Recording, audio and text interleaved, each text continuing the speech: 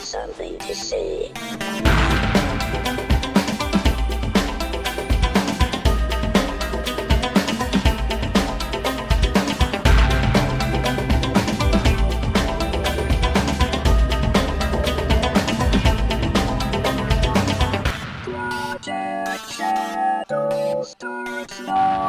Hello everyone, and welcome to this episode of Project Shadow. My name's Charlie. You might know me better as sci-fi fantasy writer C.E. Dorset. And I've been editing. So if I sound a bit fried, it's because I've been editing. I'm over halfway. Been over halfway for a little bit, but I'm not to another mild stone that I can hold on to. So soon it shall be done, and I will be able to write again. And my brain will be freer, and I will be even more burnt out. Because that's how it go. So, today I would like to talk to you about the new DC animated film, Reign of the Supermen. And as usual, I'm going to talk about this film without spoilers at first, and then I will give you a spoiler warning for when I'm going into spoiler territory. The animated movies that DC makes, for the most part, I don't understand why they're as entertaining as they are when they can't do a live-action movie to save their lives. I really don't understand this dynamic that they've got going on. And there's part of me that wants to say that that's because, like Marvel, the animated movies are pulling from the rich tradition of comics to find stories to tell. And because of that, they are working with better material. That's not something I can say for this film. Because while, yes, Reign of the Supermen was an event that happened in the comics following the Death of Superman arc, I didn't like the comic arc. And one of the reasons why I called this episode the Reboot of the Supermen is one of the things that they've been doing is revitalizing these stories and augmenting them to take away some of the more annoying or troublesome aspects of the original stories. And so while, yes, I can clearly see how this story arose from that plot arc, unlike the Marvel stories, where you just feel like they're taking that as inspiration, they hit most of the plot points from the original story. And that's something that the Marvel movies generally don't do. They just kind of take inspiration from the original story and do their own thing. But the plot points that they changed really fixes a lot of the problems that I had with Reign of the Supermen when it was originally in the comics. Because it's not a very good storyline. So if you're not familiar with what happened, Superman dies. I think it's safe to say that because, well, they've done a Doomsday animated movie. They did a weird knockoff Doomsday thing in Batman v Superman Dawn of Justice. Because, of course they did. Why wouldn't they? And, it's been around enough. I feel that people know that it happened. It was a beautiful cover to the comic when it happened. And so you can't let the Superman title go away. So the boys at DC, bless them, had this idea that in the gap that opened up, what if a whole bunch of different Supermen showed up? And so basically, the basic conceit of the Reign of the Supermen, especially as it played out in the comics, was every title that Superman had ever gotten was then embodied in a new character or a different character. So you have the Man of Steel, you have the Man of Tomorrow, you have, you get the Last Son of Krypton. You get you get the basic idea there. And each one of them claimed to be the real Superman. And in course of the story, the question is one of them the real Superman? And if not, why are they here? Where did they come from? And that's the basic gist of the original story, and that remains in the film. And for the most part, with a couple exceptions that I will get to in spoilers, I'm not going to be talking about the comics anymore, because I really didn't like the comic book version of the story, though I did really enjoy the movie. Okay. Basic things to know about the movie. Tony Todd is in it. He's amazing. Nathan Fillion is in it. He's one of the things we're going to talk about in spoilers. Rebecca Romijn is in it. Rainn Wilson does an amazing Lex Luthor, which kind of makes me want him to play Lex Luthor in an actual movie. Jerry O'Connell comes back to play Superman, Cyborg Superman, and all that. The voice cast is amazing. I mean, Rosario Dawson is Wonder Woman. I think I already said Rebecca Romijn is Lois Lane. If not, I really should have, because she's amazing. Really good voice cast. Very good voice cast. The changes that they made to the original source material makes it better. I don't think you have to be a Superman fan to like this movie, because I'm not the biggest fan of Superman, and I really like this movie. I will say that the one thing that it will do is give you great regrets about Black Lightning. Now, I'm not saying that Black Lightning, as far as a television show, is a bad thing, or isn't what they should have done. But, oh my goodness. Cress Williams, who plays Black Lightning in Black Lightning, he plays John Henry Irons in this movie. And I don't know what it would be like if it wasn't animated, because remember, all I'm getting is his voice. I'm not getting to see him, in costume or anything, but I enjoyed him so much more as John Henry Irons than I do as Black Lightning, which kind of makes me wish that they had done Steel instead of Black Lightning. Because Steel to me is one of the characters from the original comic series that should really be a lot more prominent than he is. He was one of my favorite things in the comics, and in this movie, I fell in love with him all over again. And then when I realized that it was Cress Williams playing him, I just had all of this like buyer's remorse, like, why do we have a Black Lightning series instead of a Steel series? Because he does Steel so well. Why isn't he playing Steel over there? It weird sensations rising up in me. But it makes me happy that happened, and maybe we can make it a thing, and we'll get a Steel animated series voiced by Cress Williams for DC Universe. Hey, you're looking for content. That's something I would gladly stick around on your app for. I mean, the comics are nice, and thank you for putting up more. That's nice. Keep them coming. But yeah, the two breakouts for me in this movie was Rainn Wilson's Lex Luthor.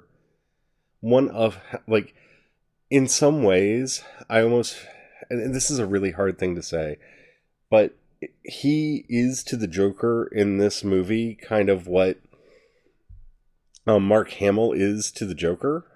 I think I said that wrong. Rainn Williams is to Lex Luthor what Mark Hamill is to the Joker. He embodies the character in such a thorough manner that even though I knew Rainn Wilson was in the movie, it took me the majority of the movie to suddenly go, oh my goodness, that he's playing Lex Luthor, because he's so Lex Luthor. And you have to love that. At least if you're me, you have to love that. Luthor's storyline was very Lex Luthor. This is Lois Lane's movie almost as much as it is any other character's. I enjoyed the way they decided to tell the story and the things that they changed. If you have not seen any of the animated films, I would say Green Lantern First Flight might be a better choice to start with. But that's because I'm biased and I really like Green Lantern. They finally made a Hal Jordan that I can stand, which is one of the things we're going to talk about in the spoilers. But yeah, this wouldn't be a terrible place to start. Actually, if you wanted to start, they did a Doomsday movie. A Death of Superman movie. I believe it's just called Doomsday. Superman Doomsday. That was pretty good. So if you wanted to do Doomsday right into this, I think that would work really well in some ways. But yeah. I thoroughly enjoyed this film, and I can't recommend it enough. Mainly because I think I'm starving right now for good DC content, and I've been debating. That's one of the reasons why I'm kind of belaboring the point, is I'm still debating whether it was really good or if it was just finally something competent from DC, and that makes it seem like that it's just amazing. I don't know. I did really enjoy it, though, so take that for what it's worth. Okay, let's go into spoilers. If you do not want to be spoiled for the events of a comic book series that came out, I don't know, 20, 30 years ago, then, or the movie that just came out, then I guess, check out now, go watch the movie, and then come back and listen to what I gotta say. Okay. I'm going to assume that you went if you didn't want to hear spoilers, because the spoilers shall begin. Alright. I've already said that Rainn Wilson's Lex Luthor was one of my favorite things in this movie, and I can't understate that. Like, I can't overstate that enough. Like, there's no manner, no number of times I could say that it would be like, okay, you're belaboring the point. Rainn was so good as Lex Luthor. And this Luthor was everything that you want, at least everything that I want in a Lex Luthor. He was cold, he was calculating, he was vicious, he was methodical, he knew what he wanted, he had his eyes set on the prize, and didn't take his... he went for it. Some of the main things that they changed from the comics is this is not a Justice League story, whereas I feel the original storyline in a lot of ways was much more of a Justice League type story. For example, there's a major plot point with Green Lantern that is given to John Henry and Lois Lane in this story. Events transpire very early in the movie so that the Justice League are basically transported far, far away, and they basically act as the cavalry. They only return when Lex Luthor eventually summons them back. And I'm kind of okay with that. Giving the story over to John Henry Irons and Lois Lane was probably the best thing they could have done, because John Henry Irons is a very underused character in DC and needs to be used better. I love that character so much. And especially the way they used him here, voiced by Cress Williams, which I'm still just... You don't have to understand how blown away I was by that, because I didn't realize it was him. The only thing I know him from is Black Lightning. And he has such a specific delivery pattern in that movie. In that show, and in the way he does things. And I'm looking at his filmography right now. I never watched Heart of Dixie, or Hawthorne, or Friday Night Lights, or Prison Break, or Grey's Anatomy, or ER.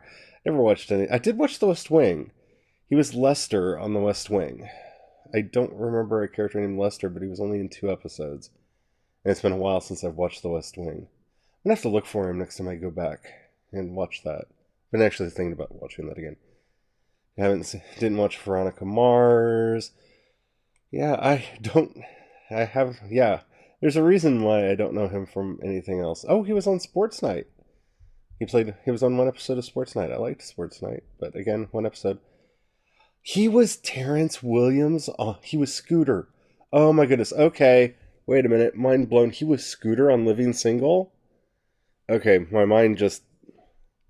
That's some connections. He was on 10 episodes. He was Scooter. He was Scooter. Oh my goodness. I hadn't even thought about that. I love Living Single. I had not... Wow. Okay. The more you know. And since I've blown my mind, let's go to the commercial break, and we'll be back in a moment. So, here we are, back in the wonderful world where Chris Williams was Scooter on Living Single. How did I not remember that? How did I not recognize him? Well, I guess I gotta watch some more Queen Latifah. Oh, darn. Oh, darn. Yeah. Oh, he was on one episode. He was the Jem'Hadar on Deep Space Nine. The very first.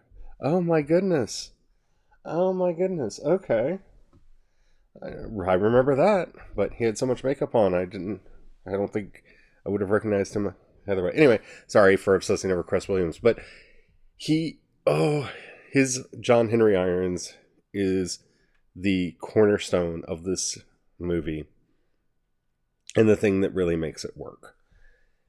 And I'm glad that they gave over some of the other parts to him. So basically he and Lois Lane are kind of the sleuths that are figuring out what happened and are the main protagonists until, of course, Super Mullet comes back. And I have to say that for me was one of the best parts of the movie when they revealed Super Mullet in his ship, because I didn't think they were going to do Super Mullet. I really didn't think they were going to do Super Mullet because it's 2019 and, Okay, if you don't know what I'm talking about, at the very end of Reign of the Superman, we find out that basically the little robot thingies from the Fortress of Solitude kidnap Superman's dead body and rejuvenate him. And while he's in the rejuvenation machine, he's all dressed in black with a white Superman symbol on his chest because reasons. That's apparently what rejuvenation PJs look like in Krypton.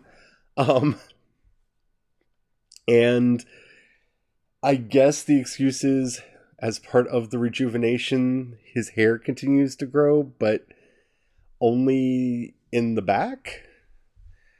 And when Superman returns, he has a mullet. And virtually none of his superpowers, at least initially. And I didn't think they were going to do Super Mullet. I don't know why. Like I said, it's 2018, 2019. I just didn't think they were going to do Super Mullet. And the moment they showed Super Mullet, I literally jumped up in my chair and shouted for joy. It's one of the most ridiculous things about this era of Superman is they were trying to make him cool. And so he gets the black and white suit. He gets the mullet because kids like a guy with a mullet, right? He even has a gun because he doesn't have superpowers. So he takes a Kryptonian firearm with him because, Superman with a gun doesn't look weird. Oh, man. Super Mullet cracked me up. And I'm very glad that it happened in the movie. Because the movie just wouldn't have felt right without Super Mullet. If he would have come back and been Superman, it just would have been oh, okay. But no, they went classic and brought back the Super Mullet.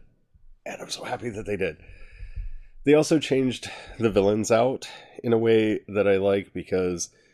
Okay, so the main plot line that for me got changed, because I'm a huge Green Lantern fan, is at one point in the story, Cyborg Superman realizes that Earth is going to be invaded, and to save the Earth, he sides with this other evil alien faction and destroys Coast City to build a manufacturing plant to build soldiers so that they can fight and survive the upcoming invasion.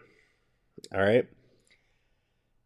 Green Lantern, Hal Jordan, goes... This sets up a chain of events that one, I'm a little pensive because they didn't do this event. Basically, Hal Jordan goes crazy. He goes back to Oa and realizes that he can use the power battery to save his hometown. He can save Coast City, but he has to use the actual power battery.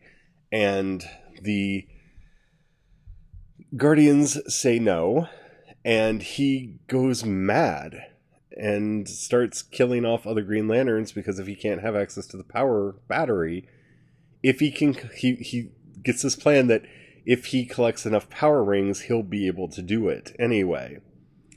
And he stops calling himself Green Lantern and starts calling himself Parallax and just goes mad and eventually gets killed.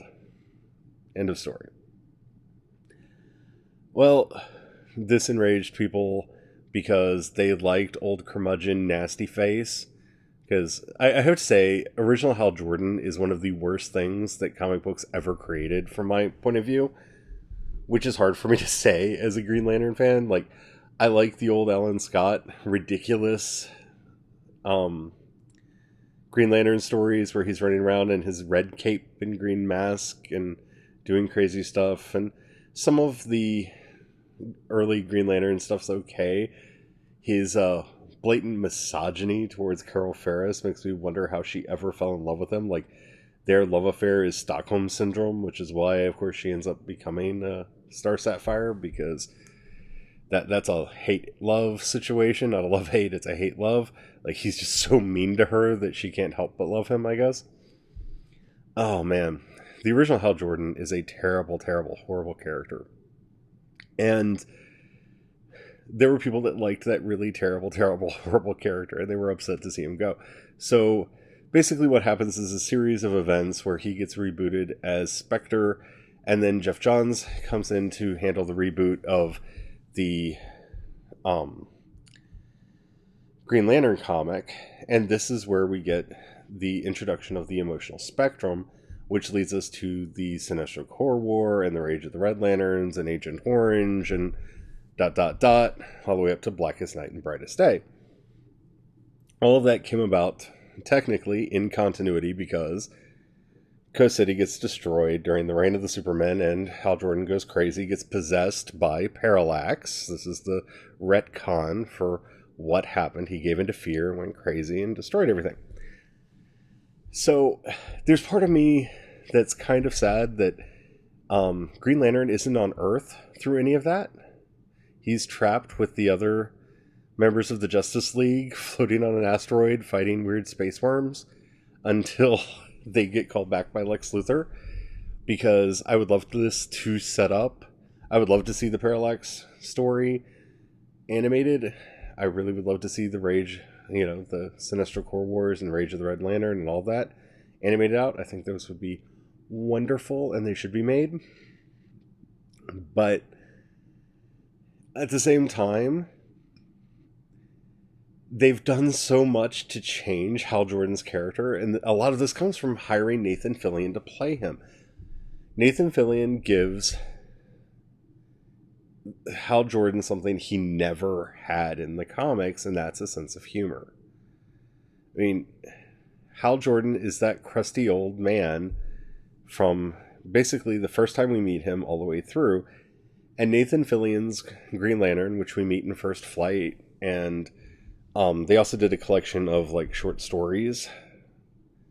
I think it's like Tales of the Corps or something like that. It's also really entertaining. But I wish. I want to see the Corps Wars, so please do that. I don't know if the Green Lantern that exists in the animated continuities right now, because they are kind of contiguous movies. There's a loose cinematic universe thing going on with the films.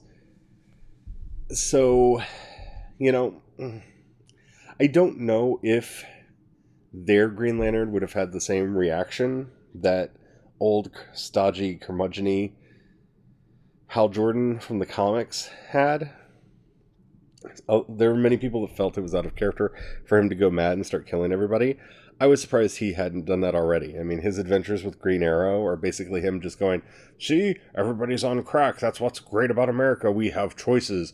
The problem is the kids these days don't understand that they shouldn't have choices and just blindly obey people. Yeah. A character whose entire basis is free will, or at least eventually will be free will, being rah-rah authoritarianism. Yeah, there's no way that was ever going to go wrong. Anyway, that's one of the biggest changes from the animated series, in the animated movie, from the original source material that I saw. It's the one that stuck out to me like a sore thumb because, you know, even with my issues with Hal Jordan, I really do like the Green Lantern Corps. But everything else that they did really worked. And even that change by removing all the members of the Justice League, so that this could be a movie where you really got to know Superboy and, Steel and Lois Lane. It all worked together to make a much stronger story than what was originally present in the comics. Now, if they changed something from the original run of Rise of the Superman that you actually enjoyed, I would love to hear that, because I didn't really like this storyline in the comics. It was a neat idea that just didn't work. At least that's how I felt about it until I saw this movie. This movie made an unmanaged notion into something that was kind of fun and really enjoyable to watch. So definitely go see it if you haven't already seen it. The cast was amazing. I'm serious. We need to start a petition and get Cress Williams to do more as John Henry Irons. That needs to be a thing. That really needs to be a thing. At least make it a thing on Black Lightning. I mean, you already have him, and just have him do the voice of it and have somebody else in the costume. Because you don't have to have John Henry Irons come out. You can just have Steel show up. I'd be fine with that. I'd be more than fine with that. Oh my goodness. The things we could have had. It really does make me go into that alternative universe kind of thing. Anyway, enough about me. Enough about this. I hope you've enjoyed this episode. If you did, and the app that you're listening to me on allows you to rate either this podcast or this episode, please do that. That helps me out a lot. That tells the algorithm to share it with more people. And that really does help. So thank you to everybody who does that. If you got a buck you could throw my way, that would be great. Depending on the app, there's either a button that says support, or in the show notes there's a link that says support on Anchor. If you click that, you can support the $1, $5, $10 a month levels. That money helps me, honestly, buy stuff to make the stuff I make for you better. And that's what I've been using it for lately. I was able to get Worldographer so I can make some fun maps that will be going up on ashdancer.com in the not too distant future, and Vellum, so the ebooks and print books look better. And soon I'm probably going to have to get a new mic, so thank you for giving. If you don't have the cash to give, that's alright, don't worry about it. Just share this podcast with somebody you think will like it. That helps out immensely. If you want to get in touch with me, I am CE Dorset on Twitter. You can find a link to all my social media profiles over at projectshadow.com.